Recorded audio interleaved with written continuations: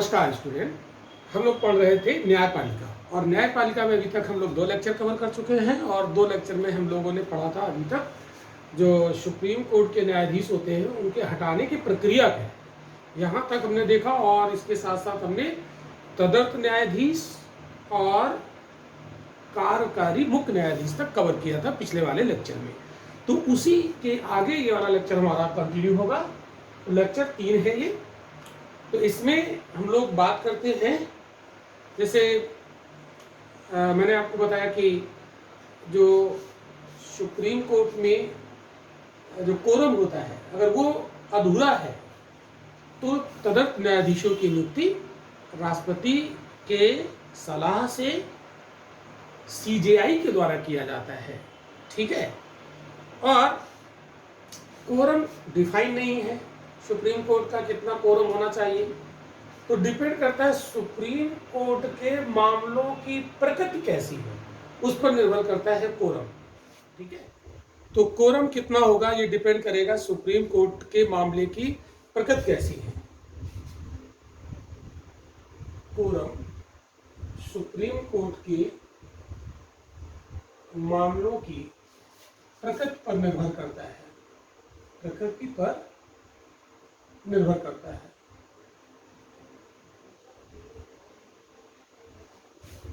ठीक है। वैसे जो हम लोग टॉपिक इस वाले लेक्चर में कवर करेंगे, जो मेन टॉपिक है वो है सुप्रीम कोर्ट की स्वतंत्रता, उस पर बात करेंगे। लेकिन उसके पहले ये 2 बातें हैं छोटी छोटी, वो जान लेते हैं, ठीक है। तो जैसे मान लो कोई संवैधानिक मामला है, उसकी अगर सुनवाई करनी है तो फिर वहां पर कोरम मिनिमम 5 लोग होंगे, ठीक है। तो संवैधानिक मामलों की यदि व्याख्या करनी है, सुनवाई करनी है, फॉर एग्जाम्पल जैसे संवैधानिक मामलों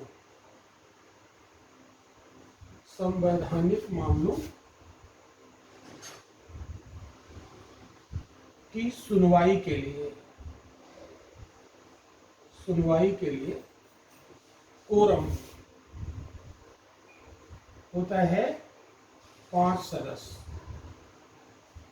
ठीक है। अगर कोई कॉन्स्टिट्यूशनल मामला है, केस है, उसकी भी सुनवाई करनी है तो कम से कम 5 सदस्य होना जरूरी है, तो कोरम 5 हो जाएगा। और कोई अन्य मामले हैं तो उनके लिए कोरम 3 होता है, ठीक है। तो कोरम कोई फिक्स नहीं है, यहाँ पर कम ज़्यादा हो सकता है, ये आप याद रखिएगा। और कोरम क्या होता है, वो मिनिमम सदस्य संख्या जिसके बिना काम शुरू ही नहीं हो सकता है, ऐसे आप इसको जान लीजिए, ठीक है। अब एक चीज जो तदर्थ न्यायाधीशों से एक क्वेश्चन और बन सकता है, उसको भी हम लोग जान लेते हैं। तो तदर्थ न्यायाधीशों के बारे में आर्टिकल 128 में भी कुछ लिखा गया है। उसमें यह लिखा गया है कि उच्चतम न्यायालय में यदि गण पूर्ति नहीं होती है, कोरम अधूरा है, तो राष्ट्रपति की सलाह से सुप्रीम कोर्ट के चीफ जस्टिस जो रिटायर्ड न्यायाधीश हैं उनको भी कोरम में ले सकते हैं, ठीक है। तो रिटायर्ड न्यायाधीश, ये आर्टिकल 128 में लिखा है। आर्टिकल 128 क्या लिखा है, रिटायर्ड यानी सेवानिवृत्त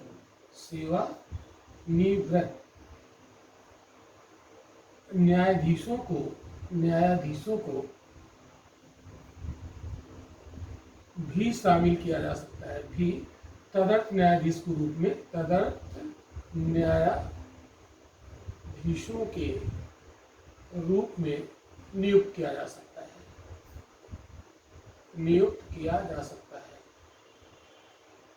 ओके। क्योंकि तदर्थ है, एडॉक है, अस्थायी है, जरूरत पड़ने पर इसको किया, बाद में हटा दिया जाएगा, ठीक है। एक चीज आपको याद रखना है, जब तदर्थ न्यायाधीश काम कर रहे होते हैं, ठीक है, एक मिनट, जब तदर्थ न्यायाधीश काम कर रहे होते हैं तो उन्हें वो सारी सुविधाएं, सारे वेतन वही मिलते हैं जो जजेज को, प्रॉपर जजेज को मिलते हैं। ये बात आपको ज़रूर याद रखनी है, ठीक है। मैंने क्या बोला, अगर कोई जब तदर्थ न्यायाधीश के रूप में काम करता है तो उनको वही सारी सुविधाएं मिलती हैं जो प्रॉपर न्यायाधीशों को मिलती हैं, ओके। इतनी बात आपको यहाँ पर जाननी थी। अब हम लोग बात करते हैं उच्चतम न्यायालय का स्थान। ये उच्चतम न्यायालय कहाँ पर होगा, ठीक है। तो सुप्रीम कोर्ट का स्थान की बात करते हैं भाई, ठीक है, सुप्रीम कोर्ट का स्थान। तो संविधान में ये बात कही गई है कि संविधान ने सुप्रीम कोर्ट का स्थान घोषित किया है दिल्ली, ठीक है। तो संविधान में स्थान दिल्ली बताया गया है, ठीक है। लेकिन इसके अलावा भी इसकी और भी जगह बैठक हो सकती है, ठीक है। मुख्य न्यायाधीश को ये पावर है कि सुप्रीम कोर्ट का स्थान कहीं और निर्धारित करे, लेकिन ऐसा वो तभी कर सकता है जब राष्ट्रपति की पूर्वानुमति मिल जाए, ठीक है। तो सुप्रीम कोर्ट के मुख्य न्यायाधीश को यह अधिकार है कि किसी अन्य स्थान पर भी सुनवाई की जा सकती है, ठीक है। लेकिन शर्त यह है कि राष्ट्रपति की पूर्व अनुमति से ये ऐसा कर सकते हैं। तो कहीं और भी इसका स्थान निर्धारित किया जा सकता है, सुप्रीम कोर्ट के जो CJI है, ठीक है, ऐसा कर सकते हैं। ये बात आपको ध्यान रखनी है। अब हम लोग बात करते हैं न्यायालय की प्रक्रिया, ठीक है। प्रक्रिया की बात कर लेते हैं, छोटी छोटी बातें हैं, पहले इसको डिस्कस कर लेते हैं, फिर हम लोग इसका मेन टॉपिक आज का शुरू करते हैं, ओके। तो न्यायालय की प्रक्रिया,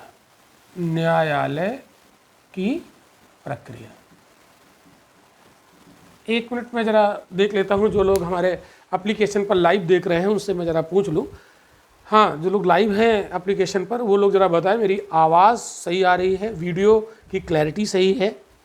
शुरू में मैं माइक लगाना भूल गया था, इसलिए 2-3 मिनट आवाज़ शायद डिस्टर्ब कर रही हो, लेकिन अब डिस्टर्ब नहीं कर रही होगी। हाँ, जल्दी बोलो, ठीक है, क्लियर, ओके। चलो, तो न्यायालय की प्रक्रिया की अगर हम लोग बात करें तो जो सुप्रीम कोर्ट होता है, सुप्रीम कोर्ट को स्वयं अपनी प्रक्रिया के निर्धारण के लिए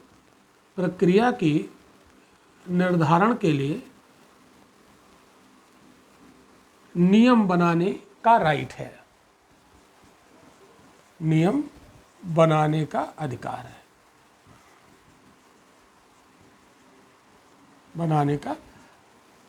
है, ठीक है। लेकिन ऐसा तभी करेंगे जब राष्ट्रपति मंजूरी दे दे इस काम के लिए, है ना। तो शर्त क्या है? शर्त यह है राष्ट्रपति की मंजूरी से ऐसा कर सकते हैं।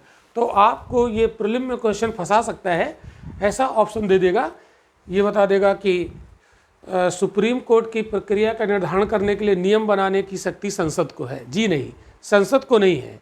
तो राष्ट्रपति की मंजूरी के बाद न्यायालय की प्रक्रिया और संचालन हेतु नियम बनाने का राइट स्वयं सुप्रीम कोर्ट को है, ठीक है। ये बात भी आपको ध्यान रखनी चाहिए। छोटी छोटी बातें हैं, थोड़ा सा ध्यान दे लेंगे क्योंकि यहाँ से प्रीलिम में क्वेश्चन बनेगा। यूपीएससी कॉन्सेप्चुअल क्वेश्चन पूछता है, कहीं भी कोई याद करने वाले जो फैक्ट है वो नहीं पूछे जाते हैं। इस बात को आप बखूबी याद रखिएगा। तो जैसे ये सुप्रीम कोर्ट ने कुछ नियम बना रखे हैं अपनी प्रक्रिया के लिए, तो ये कहा गया कि संवैधानिक मामलों की सुनवाई करने के लिए सुप्रीम कोर्ट ने नियम बनाया है कि कोरम 5 होना चाहिए, यानी मिनिमम सदस्य संख्या 5 होनी चाहिए, ज़्यादा कुछ भी हो सकती है। अन्य मामलों की सुनवाई करने के लिए कोरम 3 सदस्य हो जाता है। तो ये नियम बनाए हैं सुप्रीम कोर्ट ने राष्ट्रपति की पूर्व अनुमति से। क्लियर, ये बात आप लोगों को? बिल्कुल, वेरी गुड। चलो, तो और जितने भी सुप्रीम कोर्ट में निर्णय होते हैं वो बहुमत से लिए जाते हैं, ऐसा भी नियम सुप्रीम कोर्ट ने बना रखा है। ओके, चलो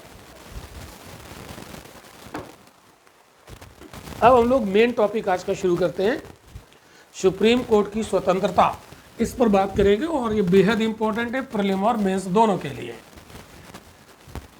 सुप्रीम कोर्ट की स्वतंत्रता।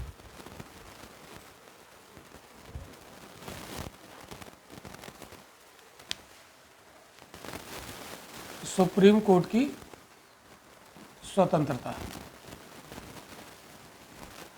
तो सुप्रीम कोर्ट की स्वतंत्रता के बारे में हम बताएं उसके पहले आपको ये बता देना चाह रहे हैं कि अगर आपको हमारी ऑनलाइन डिटेल में कक्षाएं करनी हैं, अगर घर बैठे आप अपनी तैयारी करना चाह रहे हैं सिविल सर्विसेज की कंप्लीट प्री मेंस सारा कुछ, तो आप स्क्रीन पर दिया गया हमारा जो प्लेटफॉर्म है रविन एकेडमी, इसको आप प्ले स्टोर से डाउनलोड कर लीजिए और यहाँ पर हमारी सारी कक्षाएं आपको डिटेल में उपलब्ध होंगी। और ऑनलाइन क्लासेस से संबंधित यदि आपको कोई जानकारी लेनी है तो स्क्रीन पर दिया गया वो व्हाट्सएप नंबर, उसमें आप मैसेज कर सकते हैं या आप डायरेक्ट कॉल करके बात कर सकते हैं। हमारी टीम आपको सारे गाइड कर देगी, कैसे हमारी क्लासेस मिलेंगी, कैसे ज्वाइन करना है, क्या करना है, सारी चीज़ें। चलिए ओके, तो अब लोग शुरू करते हैं सुप्रीम कोर्ट की स्वतंत्रता। तो भारतीय संविधान में क्या ऐसे प्रावधान किए गए हैं जिसमें सुप्रीम कोर्ट की स्वतंत्रता सुनिश्चित होती है? ठीक है, मेंस का भी टॉपिक है। और हम लोग जब पढ़ते हैं भारत में संघीय प्रणाली है ना, भारत एक संघात्मक प्रणाली का देश है, ठीक है। कनाडियन टाइप जो यूनियन सिस्टम है वो हमने फॉलो किया है। तो यूनियन सिस्टम की सबसे बड़ी विशेषता होती है एक विशेषता होती है स्वतंत्र न्यायपालिका। तो भारत एक संघात्मक प्रणाली का देश है, इसलिए भारत में न्यायपालिका स्वतंत्र होनी चाहिए। तो हमारे संविधान में न्यायपालिका को स्वतंत्र बनाया गया है।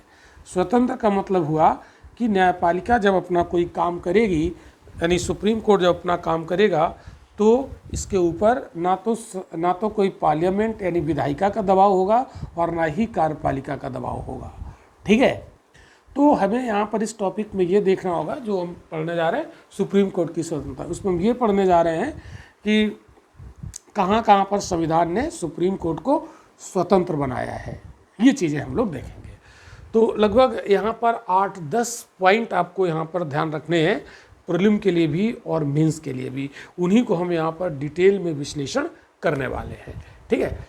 तो देखिएगा कि सुप्रीम कोर्ट की स्वतंत्रता हमें दिखेगी कहाँ पर, जो सुप्रीम कोर्ट में जजों की नियुक्ति का जो तरीका है वहाँ हमें स्वतंत्रता दिखेगी। देखो ध्यान से, नियुक्ति का तरीका पहला, सुप्रीम कोर्ट में न्यायाधीशों की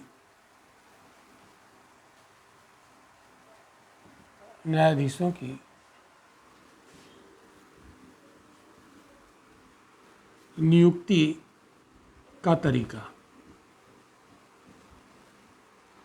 तो हम कहेंगे सर इससे कैसे पता चलेगा कि सुप्रीम कोर्ट स्वतंत्र है? यही तो बात है, इसी का तो यहाँ पर हम विश्लेषण करने वाले हैं, ठीक है। देखो अब ये बताओ कि सुप्रीम कोर्ट के जो न्यायाधीश हैं उनकी नियुक्ति कैसे होती है? हम आपको पढ़ा चुके हैं नियुक्ति की प्रक्रिया क्या होती है। तो क्या उसमें कार्यपालिका का कोई हस्तक्षेप होता है? नहीं होता है। क्यों? क्योंकि कॉलेजियम सिस्टम से इसकी नियुक्ति की जाती है। तो राष्ट्रपति द्वारा मुख्य न्यायाधीश के परामर्श से यानी कॉलेजियम सिस्टम के माध्यम से नियुक्ति की जाती है। इसमें ना तो कोई कार्यपालिका का हस्तक्षेप है और ना ही व्यवस्थापिका का, ठीक है। तो ये व्यवस्था कार्यपालिका के पक्षपात में कटौती करती है, ठीक है। देखना ध्यान से समझना, इसमें कॉलेजियम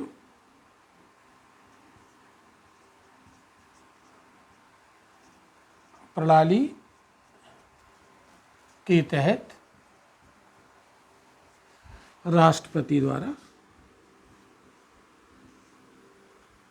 नियुक्ति, ठीक है। तो ये जो व्यवस्था है, ठीक है, इसमें कार्यपालिका का कोई योगदान नहीं है, सरकार का यहाँ पर कोई योगदान नहीं है। तो ये व्यवस्था ये सुनिश्चित करती है कि न्यायिक नियुक्ति में राजनीति का कोई हस्तक्षेप नहीं है। यह व्यवस्था इस बात को सुनिश्चित करती है कि न्यायिक नियुक्ति में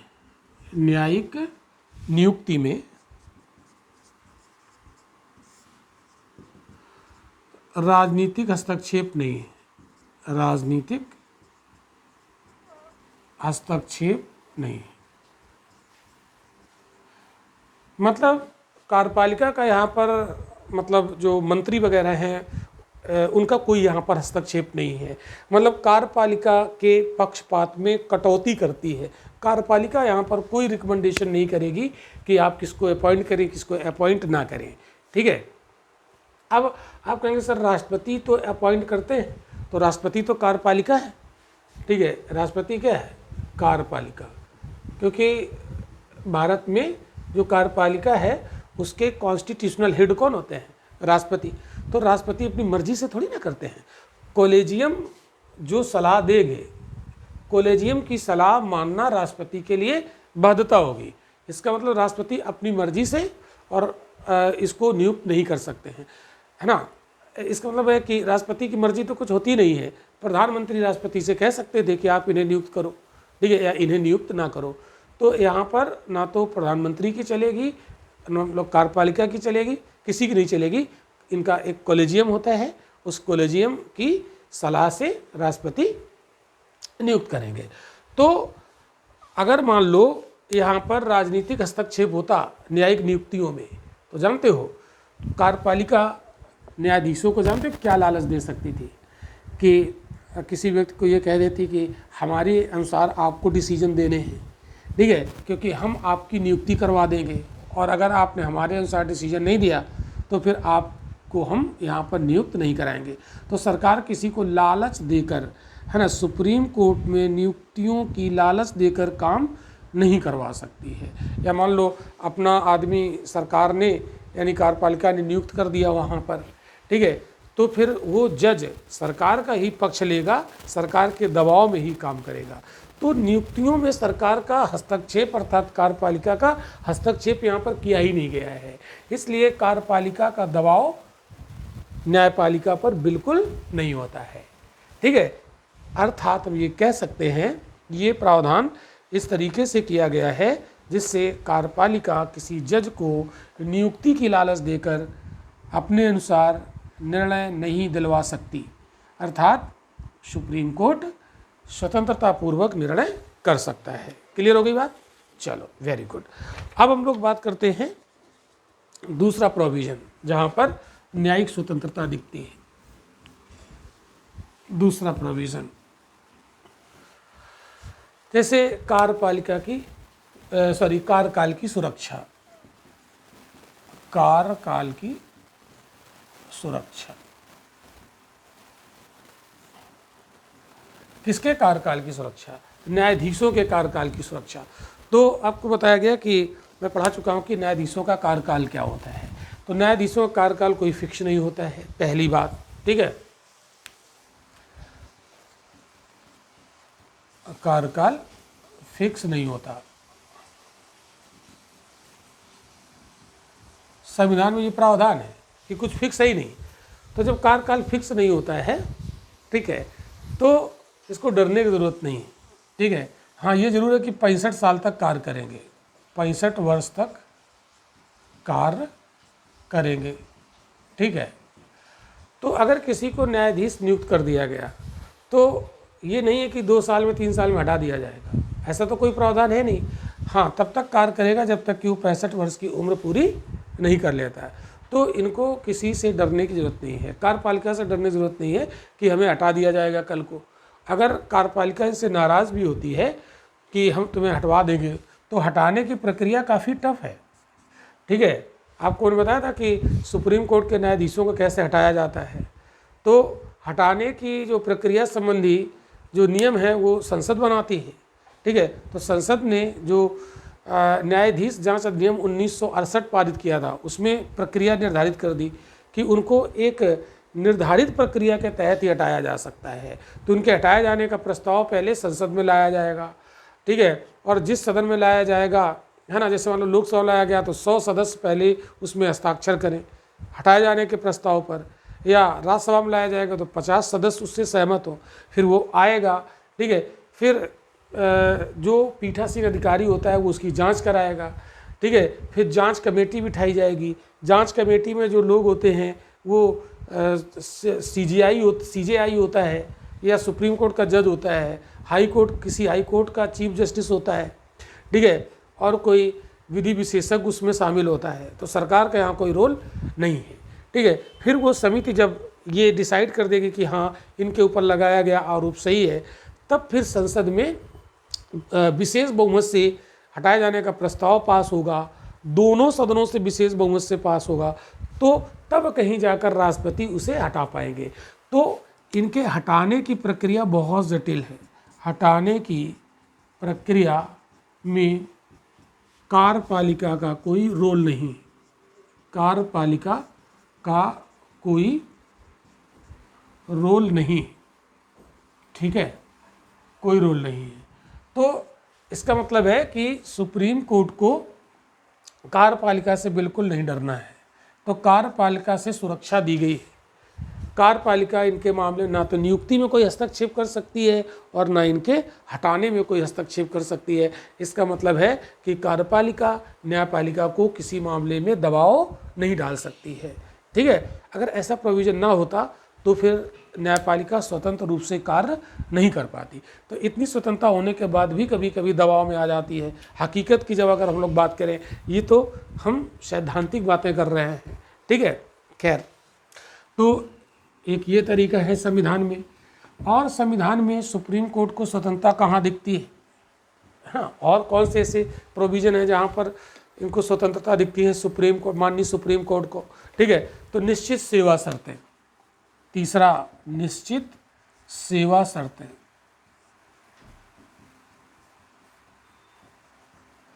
तो सुप्रीम कोर्ट में जो न्यायाधीश होते हैं उनकी जो सेवा शर्तें होती है वो निश्चित है, संविधान में उन्हें फिक्स कर दिया गया है। तो उसमें कार्यपालिका कोई कटौती नहीं कर सकती है, ठीक है।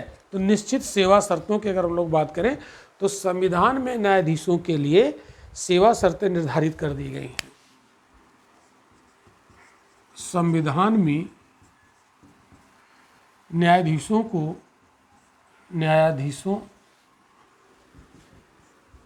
के लिए सेवा शर्तें निर्धारित कर दी गई।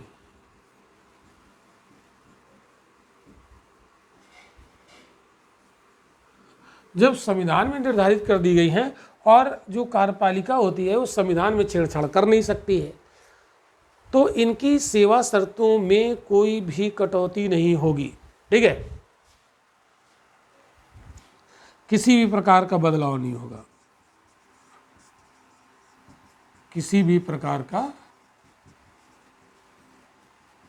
बदलाव नहीं होगा, ठीक है।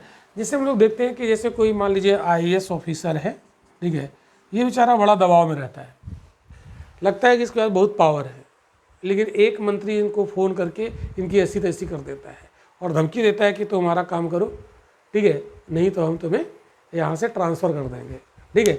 लेकिन अगर इनको ट्रांसफ़र करने का डर ना हो, ठीक है, कि ट्रांसफ़र हमारा हो ही नहीं सकता है ना, संसद कानून बना के ही ट्रांसफ़र कर सकती है, अदरवाइज़ नहीं होगी, तो फिर ये आईएएस ऑफिसर है किसी मंत्री की बात नहीं मानेंगे, दबाव में नहीं आएंगे और ये स्वतंत्रता पूर्वक काम कर पाएंगे।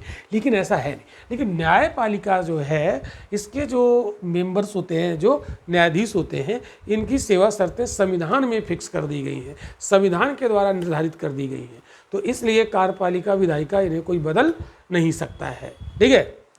ध्यान रखिएगा, ना तो कार्यपालिका इन्हें दबाव में ले सकती है और ना ही विधायिका दबाव में ले सकती है, ठीक है। तो ये जब किसी के दबाव में आ ही नहीं सकती, संविधान में ही ऐसा प्रावधान किया गया है, तो इनको किसी से डरने की जरूरत नहीं है, अर्थात न्यायपालिका स्वतंत्रता पूर्वक अपना काम कर सकती है, ठीक है। चलो और भी देखो कहाँ कहाँ पे सुप्रीम कोर्ट को अर्थात न्यायपालिका को स्वतंत्रता प्रदान की गई है। जैसे इनका संचित निधि से वेतन दिया जाता है, ठीक है, संचित निधि से वेतन, संचित निधि से वेतन दिया, संचित निधि से मतलब संचित निधि पर भारित व्यय, यानी ऐसे लिखो, उसको ऐसे लिखो, न्यायाधीशों का वेतन भत्ता संचित निधि पर भारित व्यय होता है, संचित निधि पर भारित व्यय होता है।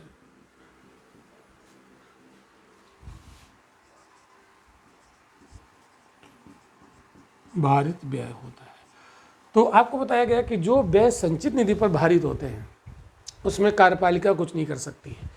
क्यों नहीं कर सकती है? अब ध्यान दो, जो संचित निधि पर भारित व्यय होते हैं charged on the consolidated fund of India, ठीक है, उन पर संसद में चर्चा तो होगी लेकिन मतदान नहीं होता है, ठीक है, ध्यान रखिएगा।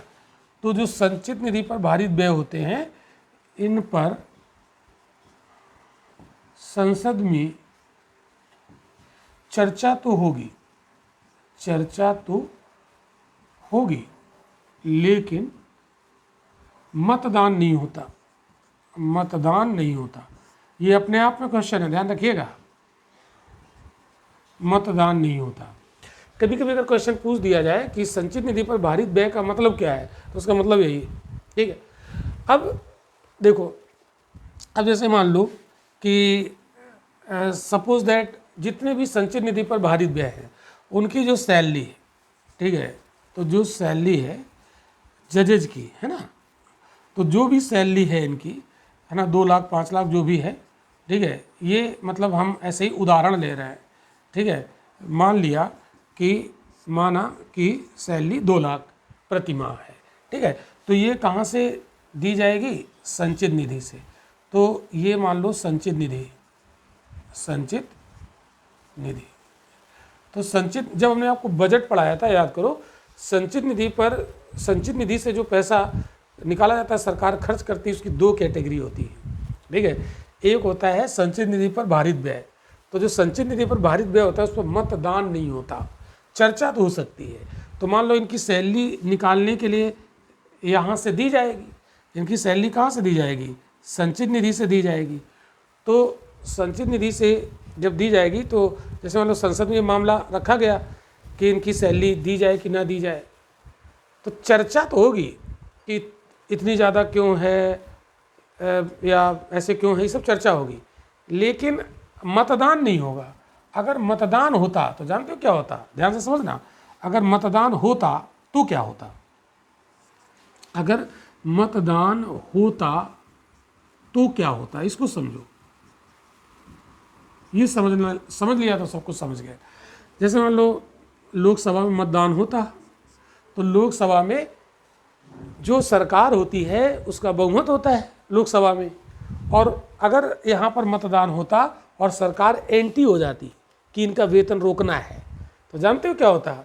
सरकार के पार्टी के लोग इसमें ज़्यादा हैं, बहुमत है, तो वो लोग इसके मतदान में एंटी में मतदान कर देते, अपोजिट मतदान कर देते, तो इनकी सैलरी फंस जाती ना, रुक जाती ना। तो कहते हैं कि मतदान होगा ही नहीं तो न रहेगी बांस न बजेगा बांसुरी, वही कहावत है, ठीक है। जब मतदान होगा ही नहीं तो कार्यपालिका अर्थात सरकार इनका वेतन रुकवाना चाहे तो रुकवा नहीं सकती है, तो इनको वेतन रुकने का भी डर नहीं है। तो मान लो अगर मतदान होता तो सरकार जानते हो क्या ब्लैकमेल कर सकती थी, कार्यपालिका न्यायपालिका को ब्लैकमेल कर सकती थी। क्या कह सकती थी कि हमारी अनुसार निर्णय दो, नहीं तो हम तुम्हारी सैलरी रुकवा देंगे। तो सैलरी रुकने का डर ही नहीं, तो स्वतंत्र है ना। तो जितने स्वतंत्र पद हैं संविधान में उनका वेतन भत्ता संचित निधि पर भारित व्यय होता है, ये दिमाग में कॉन्सेप्ट फीड कर लो, ठीक है। तो ये भी पॉइंट आपको बताना पड़ेगा। तो हम लोग यहाँ पर पढ़ रहे हैं कि न्यायपालिका कहाँ कहाँ पर हमें स्वतंत्र दिखती है, संविधान में कहाँ कहाँ प्रावधान है। तो अभी तक हम 4 बातें यहाँ पर डिस्कस कर चुके हैं, ठीक है। एक एक पॉइंट समझते जाइएगा, अगर कोई समस्या हो तो हम लोग डिस्कस कर लेंगे फ़ोन पर, जो है। और जो लोग लाइव देख रहे हैं हमारे एप्लीकेशन पर वो हमें चैट में बता दें। सारा पॉइंट क्लियर है? Good, okay. जो लोग इसे रिकॉर्डेड देखेंगे वो लोग कैसे हमसे संपर्क करेंगे? हमारे नंबर पर, ठीक है। हमारे नंबर पर हमें कॉल कीजिएगा अगर कहीं कोई कन्फ्यूज़न है, या आप मैसेज डाल दीजिएगा हमारे व्हाट्सएप नंबर पर। व्हाट्सएप नंबर आपको बताया जा चुका है, ठीक है। और अगर कोई डाउट होता है इस लेक्चर में तो उसका डाउट सेशन हम जूम पर रख देंगे, ठीक है, जूम पर रखा जाता है। अगर कोई डाउट है तो हम लोग बातचीत कर सकते हैं घर बैठे, ठीक है, और उन डिस्कशन के माध्यम से अपनी समस्या का समाधान हम कर सकते हैं, ठीक है। चलिए, तो अब हम लोग बढ़ते हैं अगले पॉइंट की तरफ, ठीक है। अगला पॉइंट यहाँ पर डिस्कस करेंगे जो सुप्रीम कोर्ट की स्वतंत्रता को सुनिश्चित करता है, ठीक है। तो अगला पॉइंट है न्यायाधीशों के आचरण पर बहस नहीं हो सकती। पांचवा पॉइंट,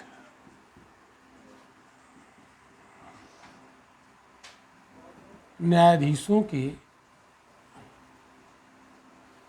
आचरण पर बहस नहीं हो सकती। अच्छा, एक दिमाग में बात आ सकती है किसी के कि जो सैलरी वाला मुद्दा अभी हमने आपको बताया था, तो एक दिमाग में ये बात आ सकती है कि सर सैलरी आपातकाल के दौरान तो इनकी काट दी जाती है, तो वो एक संवैधानिक व्यवस्था है, ठीक है।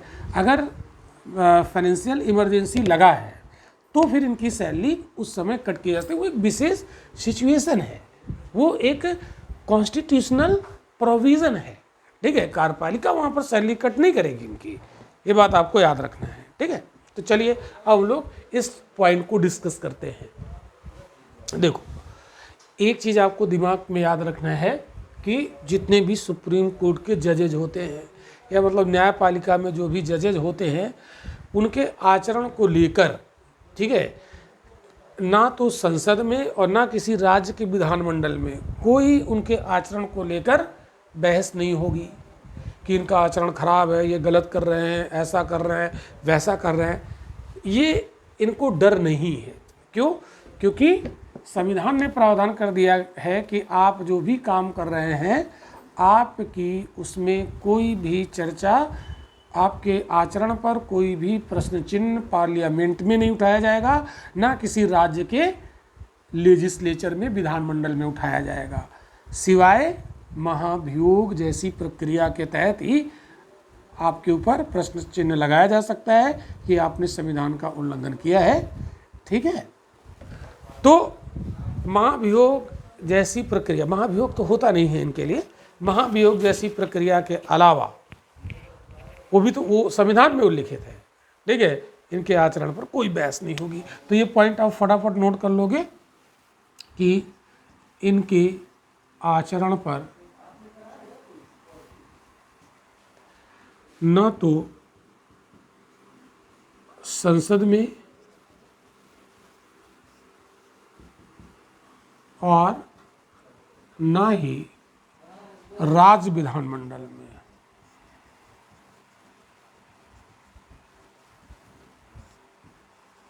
किसी भी प्रकार की चर्चा नहीं होगी, बहस नहीं होगी, ठीक है। तो ये स्वतंत्र है, तो ये संसद से भी नहीं डरेंगे। संसद अगर कहे कि अगर हमारी बात नहीं मानोगे तो हम तुम्हारे आचरण को लेकर प्रश्न चिन्ह उठा देंगे वहाँ पर संसद में, तो इनको डरने की ज़रूरत नहीं है। तो हर तरीके से कोशिश की गई है हमारे संविधान में कि न्यायपालिका को ऐसा स्वतंत्र बनाया जाए जिससे कि वो निष्पक्ष रूप से भारत में काम कर सके, ठीक है। क्लियर हो गई बात? चलो, हाँ, महाभियोग जैसी प्रक्रिया तो इनके ऊपर चलाई जा सकती है, तो उसका भी तो कुछ ग्राउंड होता है ना, उसका भी तो आधार होता है इनको हटाने के लिए। भाई अगर इन्होंने संविधान का उल्लंघन कर दिया हो, है सिद्ध कदाचार, प्रूव्ड मिसबिहेवियर, ठीक है, या ये मतलब असक्षम हो गए हो, कार्य करने में सक्षम ना रहे हो, तो उस स्थिति में फिर वो महाभियोग जैसी प्रक्रिया से इनको हटाया जाता है, वो एक अलग बात है, ठीक। चलो, अगला प्रोविजन हम लोग देखते हैं जो न्यायपालिका की स्वतंत्रता को सुनिश्चित करते हैं। अगला, तो सेवानिवृत्ति के बाद इनको इनकी वकालत पर रोक लगा दी गई है ना।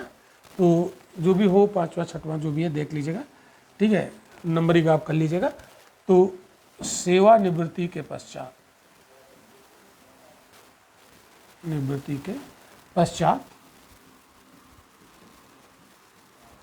प्रैक्टिस पर प्रतिबंध,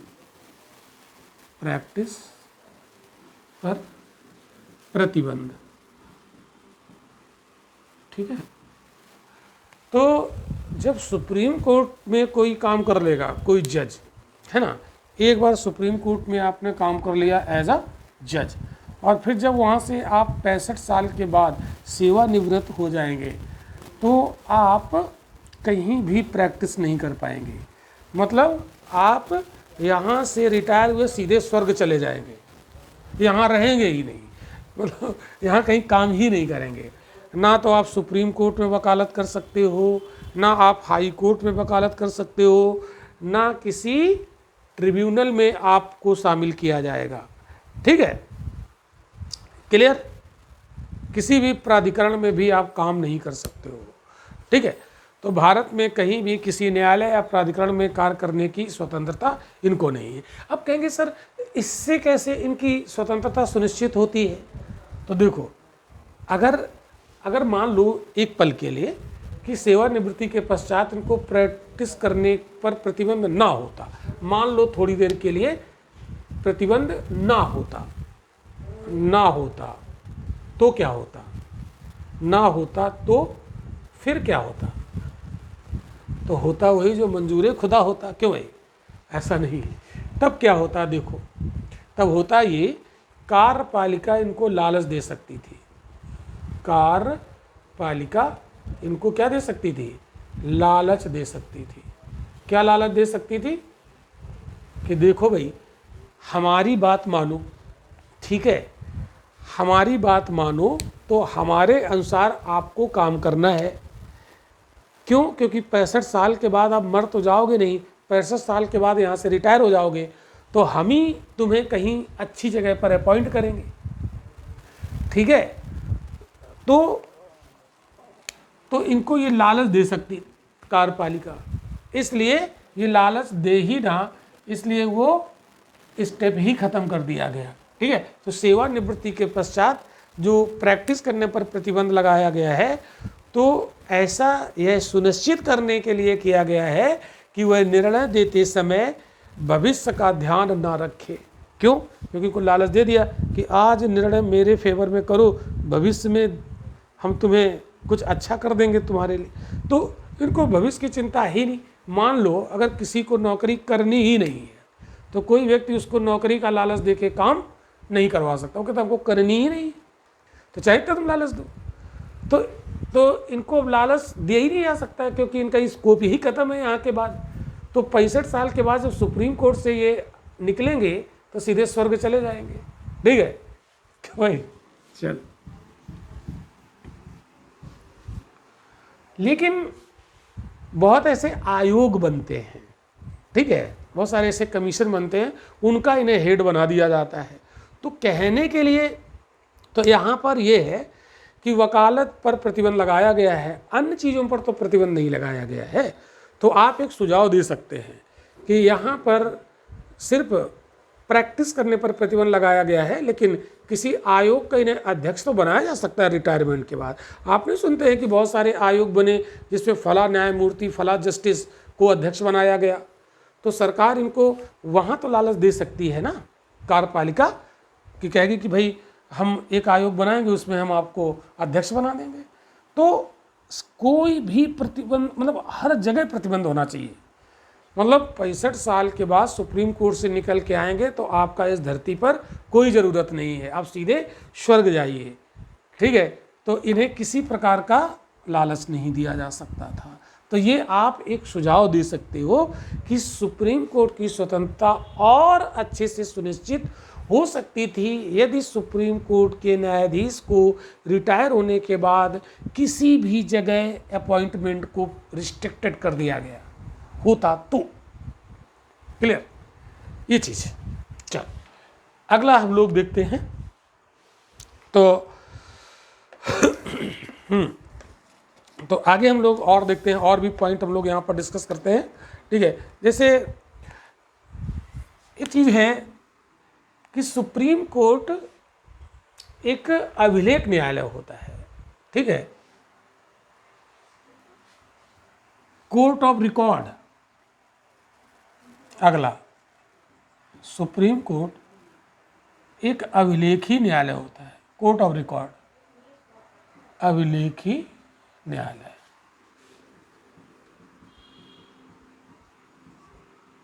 होता है। ठीक है, ये आर्टिकल 129 में लिखा हुआ है। ये आर्टिकल भी आपको ध्यान रखना है, क्योंकि यूपीपीसीएस में पूछ लेता है, या जब हम मेंस का क्वेश्चन लिखेंगे कोर्ट ऑफ रिकॉर्ड की जब बात करेंगे तो हम वहाँ पर इसको मेंशन करेंगे कि आर्टिकल 129 के तहत सुप्रीम कोर्ट ऑफ रिकॉर्ड है। ठीक है, तो इसका मतलब क्या होता है? कोर्ट ऑफ रिकॉर्ड के दो मतलब हैं। ठीक है, इसके दो मीनिंग हैं।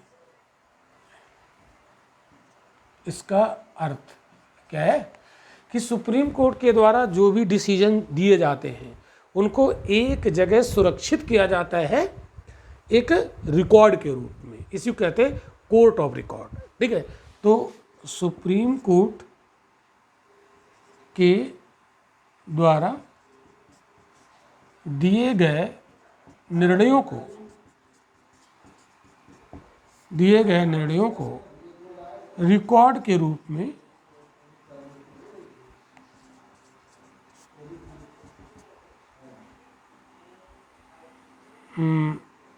मेंटेन किया जाता है,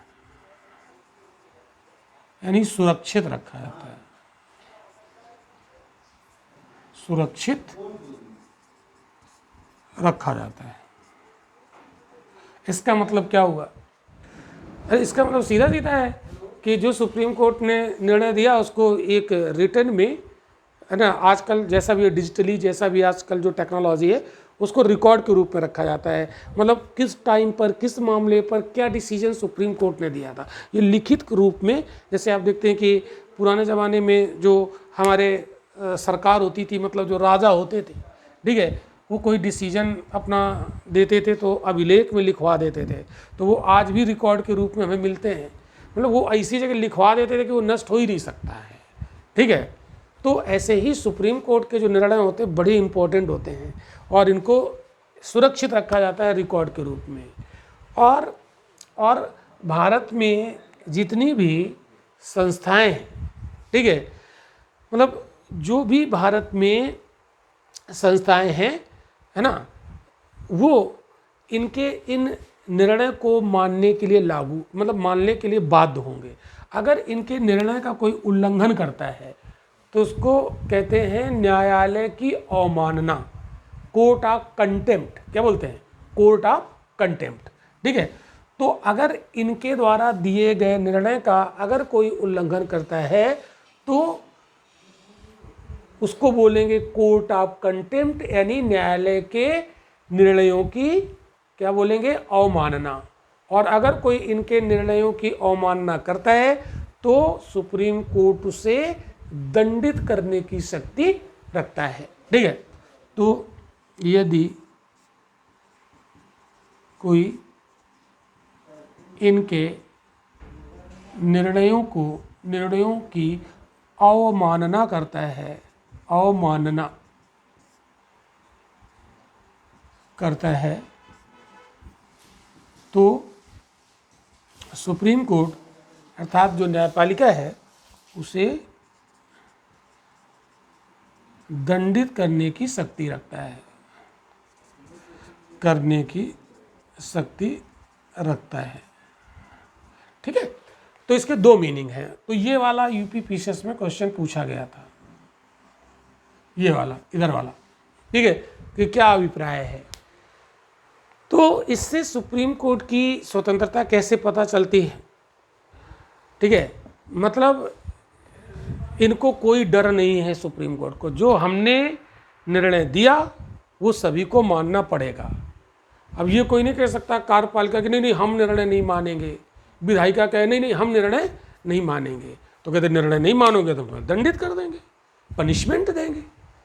ठीक है, तो सुप्रीम कोर्ट के दिए गए निर्णयों की कार्यपालिका, विधायिका कोई आलोचना नहीं कर सकती है, तो इनको डरने की जरूरत नहीं है। देखो, जैसे हम लोग एक एग्जांपल देते हैं, जैसे मान लो हम कोई निर्णय सुनाएं तो हमें डर लगेगा कि पता नहीं ये हमारा निर्णय मानेगा कि नहीं मानेगा, तो वो हमें बार्गेन कर सकता है कि ठीक है हमारी बात मानो तो ही हम तुम्हारे निर्णय मानेंगे, अदरवाइज नहीं मानेंगे। तो सुप्रीम कोर्ट को इस बात की कतई चिंता नहीं है कि हमारे द्वारा दिए गए निर्णय कार्यपालिका ठुकरा देगी या विधायिका ठुकरा देगी। तो अगर ठुकराएगी तो मैं पनिशमेंट दूंगा, चूँकि मुझे कॉन्स्टिट्यूशन ने पावर दी है। आर्टिकल 129 के तहत। ठीक है, हाँ वो बात अलग है कि आर्टिकल 129 में अमेंडमेंट करा दिया जाए, लेकिन अमेंडमेंट की भी तो एक सीमा होती है ना, बेसिक स्ट्रक्चर तो नहीं बदलना चाहिए ना। तो कुल मिलाकर ये जो प्रोविज़न किया गया है, ये प्रोविज़न सुप्रीम कोर्ट की स्वतंत्रता को सुनिश्चित करता है। ठीक, अब हम लोग अगले पॉइंट पर बढ़ते हैं आगे। तो क्लास को बहुत ही इत्मीनान से पढ़िएगा। ये जो क्लासेस हैं हमारी सिविल सर्विसेज के लिए हैं। ये वनडे एग्ज़ाम वाले जो बच्चे हैं वो देख सकते हैं, लेकिन जो वनडे एग्ज़ाम के वो एग्ज़ाम देते हैं ना, उनके अंदर पेशेंस नहीं होता है, उनको तो फैक्ट चाहिए होता है। तो हम यहाँ पर फैक्ट पे ध्यान ज़्यादा नहीं देते हैं, हम वो चीज़ें यहाँ पर पढ़ रहे हैं जो हमारे एग्ज़ाम की डिमांड है। जहाँ पर बेसिक जो जेन्युइन फैक्ट हैं वो हम आपको रेलेवेंट फैक्ट बीच में बताते भी हैं। जैसे हमने कहा आपको कि सुप्रीम कोर्ट एक अभिलेखीय न्यायालय है, तो किस आर्टिकल में ये बात कही गई है, तो आर्टिकल 129 में। ये थोड़ा सा आर्टिकल इम्पोर्टेंट हो जाएगा पीसीएस के लिए, ठीक है, या जब हम मेंस का क्वेश्चन लिखेंगे तब वहाँ पर हमें कोट करना रहेगा। लेकिन आईएएस में, यूपीएससी में ये सब आर्टिकल नहीं पूछता है, वो सिर्फ कॉन्सेप्ट पूछता है। वो ये पूछ लेगा कि कोर्ट ऑफ कंटेम्प्ट के बाद क्या होता है, या supreme court court of record होता है, इसका अभिप्राय क्या होता है। ठीक है, क्लियर होगी बात। चलो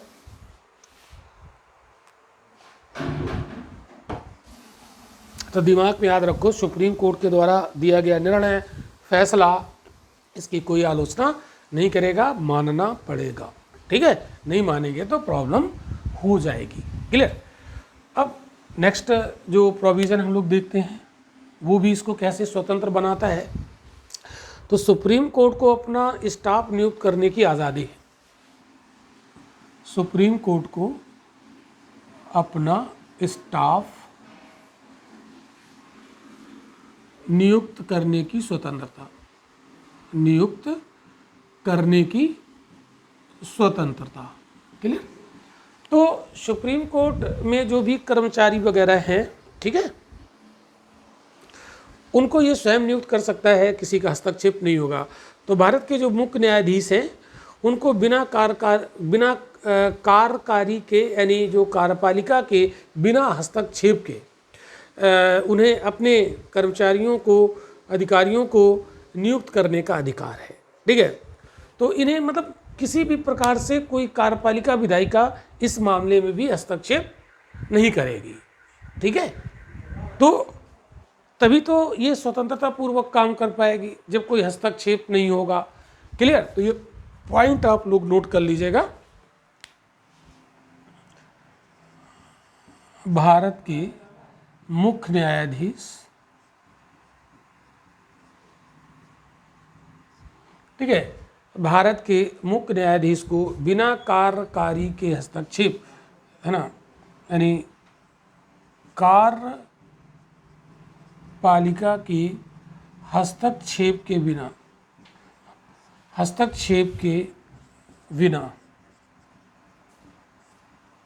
अपने कर्मचारियों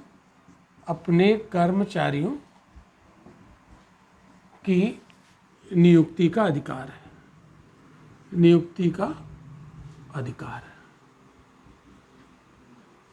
जैसे मान लो हमें अपने यहाँ कोई कर्मचारी नियुक्त करना है, और हमारा कोई बॉस, कोई मतलब पड़ोसी हो गए, जब तक हम नहीं कहेंगे तब तक आप नियुक्त नहीं करोगे, तो हम तो फिर उसके दबाव में आ जाएंगे ना। ठीक है, तो यहाँ पर सुप्रीम कोर्ट के ऊपर कोई दबाव नहीं है कि कार्यपालिका कहने लगे कि जिसको हम कहेंगे उसको तुम वहाँ पर नियुक्त करोगे, ऐसा कुछ नहीं है। ठीक है, तो ये कैसा है, स्वतंत्र। क्लियर। नेक्स्ट प्रोविज़न, अगला प्रोविज़न हम लोग डिस्कस करते हैं जो सुप्रीम कोर्ट की स्वतंत्रता को सुनिश्चित करता है। जैसे इसके न्याय क्षेत्र में कटौती नहीं की जा सकती है। ठीक है, तो सुप्रीम कोर्ट के न्याय क्षेत्र में कटौती नहीं की जा सकती,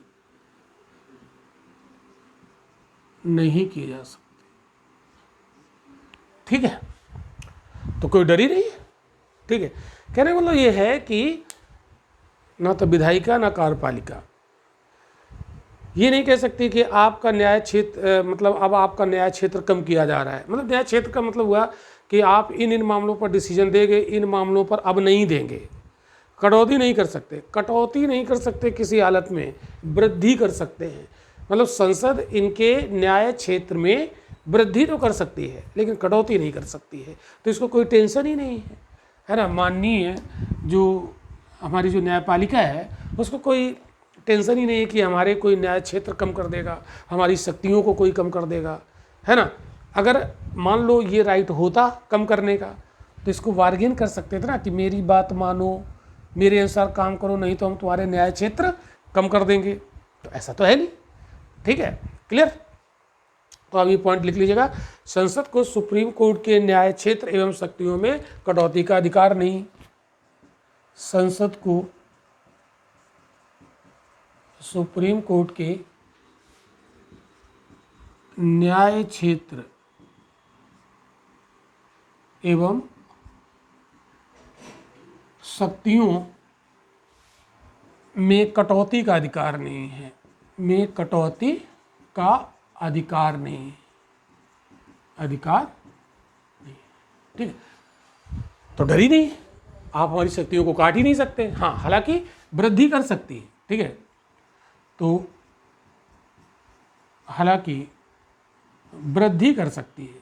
ये क्वेश्चन आपका प्रीलिम में भी पूछ लेगा,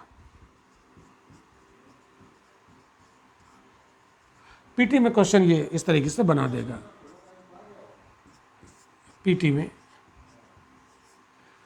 अगर उसमें लिख दे कंसीडर द फॉलोइंग स्टेटमेंट और लिख दे सुप्रीम कोर्ट के न्याय क्षेत्र को संसद कम भी कर सकती है और बढ़ा भी सकती है, तो बढ़ा सकती है आधी बात सही है, आधी बात गलत है, कम नहीं कर सकती है। ठीक है, तो सुप्रीम कोर्ट को संसद से ये भी डर नहीं है कि तुम हमारी शक्तियाँ कम कर दोगी या कार्यपालिका कहकर हमारी शक्तियाँ कम करा देगी। हाँ, आप ये कह सकते हो कि वृद्धि करने का लालच देकर भी तो दबाव में न्यायपालिका को लिया जा सकता है।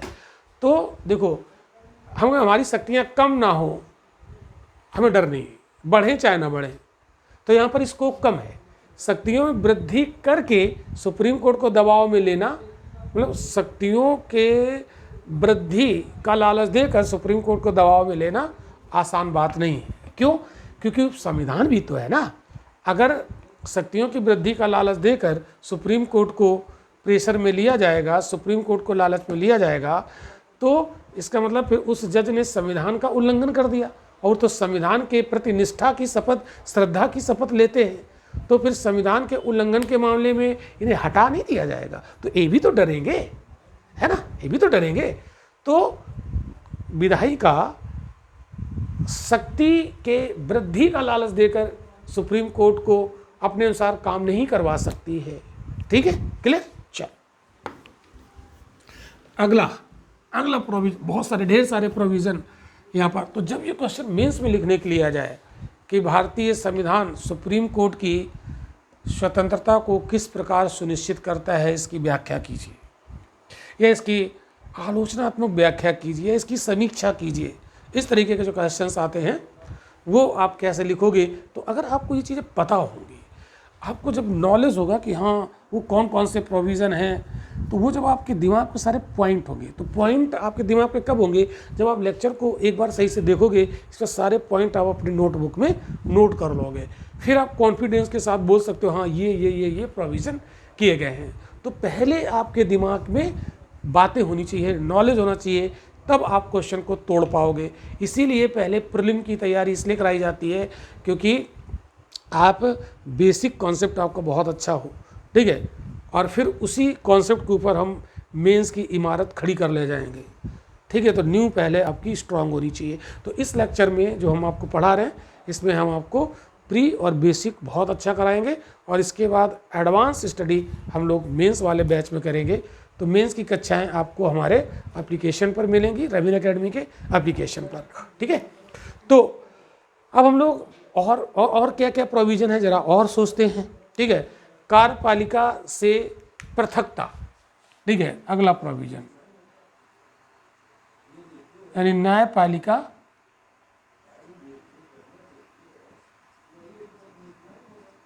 का कार्यपालिका से पृथकता, कार्यपालिका से पृथकता, ये प्रावधान भी किया। हालांकि हम लोग जब डीपीएसपी पढ़ते हैं संविधान का आर्टिकल 40, ठीक है, कार्यपालिका का न्यायपालिका से जो पृथक्करण की बात कही गई है, ठीक है, तो ऐसा क्यों किया गया है? तो संविधान निर्देश देता है कि राज्य लोक सेवाओं के क्रियान्वयन के मामले में, बहुत ध्यान से सुनना, ये संविधान निर्देश देता है और कोई नहीं। और संविधान निर्देश देता है तो उसमें तो फिर हम कुछ कर ही नहीं सकते। तो संविधान, क्योंकि भारत में सबसे बड़ा संविधान ही है, संविधान से ऊपर कुछ ही नहीं। तो संविधान निर्देश देता है कि राज्य लोक सेवाओं के क्रियान्वयन के मामले में कार्यपालिका को न्यायपालिका से अलग करें, ठीक है। तो संविधान निर्देश देता है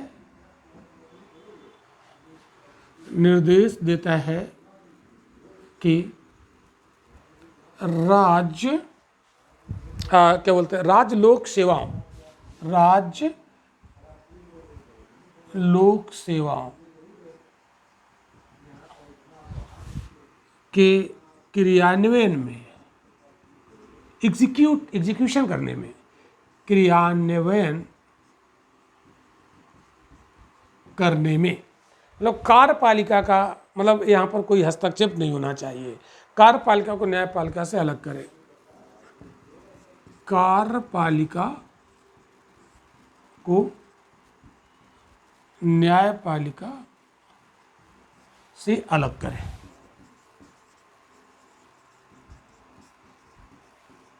ये मामला है, ठीक है। तुम्हारा अपना काम, हमारा अपना काम, हमारे काम में हस्तक्षेप ना करो, बस बात इतनी है, ठीक है। तो ये प्रोविज़न यहाँ पर किया गया, तो ये इसको स्वतंत्र बनाता है। ओके, चलिए। तो अर्थात कार्यकारिणी न्यायिक शक्तियाँ नहीं रख सकती है, ठीक है। तो जो एग्जीक्यूटिव है उसके पास न्यायिक पावर नहीं होगी, लेकिन फिर भी आप देखो कि कुछ ऐसे पदाधिकारी होते हैं, प्रशासनिक पदाधिकारी, उनको कुछ बहुत न्यायिक शक्तियाँ मिली होती हैं, मतलब अर्ध न्यायिक शक्तियाँ होती हैं, ठीक है। छोटे मोटे न्याय, जैसे आप देखते हो कि कुछ अदालतें होती हैं, इसमें मजिस्ट्रेट की अदालत लगती है, तो वो कुछ छोटे मोटे निर्णय सुना सकता है। तभी तो कहा गया है डीपीएसपी में कि राज्य का कर्तव्य है कि जो भी कार्यपालिका के पास थोड़ी बहुत न्यायिक शक्तियाँ दी गई हैं, अर्ध न्यायिक शक्तियाँ, उनको ज़्यादा ना दी जाए, है ना, उसका पृथक्करण करें, है ना, न्याय का काम सिर्फ न्यायालय को करने दें, ठीक है। तो संविधान निर्देश देता है कि कार्यकारिणी न्यायिक शक्तियाँ अपने पास नहीं रख सकती है। तो इसका मतलब है कि इस निर्देश के बाद कार्यकारी प्राधिकारियों की, यानी जो हमारी एग्जीक्यूटिव के जो प्राधिकारी, न्यायिक प्रशासन में भूमिका समाप्त हो जाती है, ठीक है। वो अपना एग्जीक्यूटिव का काम करे, वो न्यायिक कार्य ना करें, ठीक है। तो इस तरीके से ये लगभग 8-10 पॉइंट हमने यहाँ पर आपको बताए जो सुप्रीम कोर्ट की अर्थात न्यायपालिका की स्वतंत्रता को सुनिश्चित करते हैं। तो न्यायपालिका की स्वतंत्रता को सुनिश्चित करने वाले ये संवैधानिक प्रावधान यहाँ पर हम लोगों ने देखे। तो आज के लेक्चर में हमने इतनी सारी बातें यहाँ पर सीखी। अगले लेक्चर में हम लोग बात करेंगे सुप्रीम कोर्ट की शक्तियाँ एवं क्षेत्राधिकार, जो कि बहुत इंपॉर्टेंट होगा, ठीक है, प्रीलिम के लिए भी और मेंस के लिए भी। तो आज का लेक्चर यहीं तक, मिलते हैं अगले लेक्चर में सुप्रीम कोर्ट की शक्तियाँ और क्षेत्राधिकार में।